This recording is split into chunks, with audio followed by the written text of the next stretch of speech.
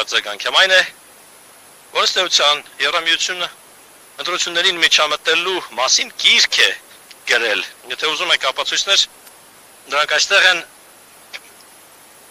իմ հատորյակի մեջ են կոնգրեսի զեկույցներում, որոնք ներկայացվել են ընտրություններին միջամտելու վերաբերյալ։ Եվ իհարկե ինքներդ ձեզ պիտի հարց տաք,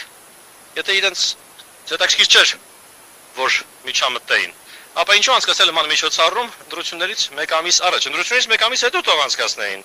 կամ գոնե ինչ-որ նորմալ ժամանակ առաջ կամ հետո,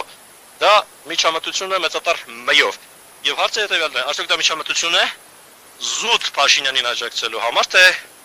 նաև Ալիևին սատարելու համար է այդ միջամտությունը։ Պարոն Ալիևի ունեցած ազդեցությունը Իրանի ներկայիս պատերազմի պարագայում աստղաբաշխական ազդեցություն է, եւ նա իհարկե այդ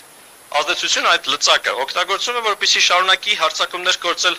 Հայաստանի նկատմամբ, Եվրոպական խորհրդարանի նկատմամբ իր հայտարարության մեջ։ Նրա հայտարարությունը ամոթի աստիճանի անհարգալից էր եվրոպացիների նկատմամբ, բայց եվրոպացիները այն ընդունեցին, շատեր այստեղից նույնիսկ տրան Բաքու եւ համոզված եղեք, նրանցից ոչ ոք քրիստոնյա պատանդների ճակատագրի հասը չի բարձրացնելու այնտեղ։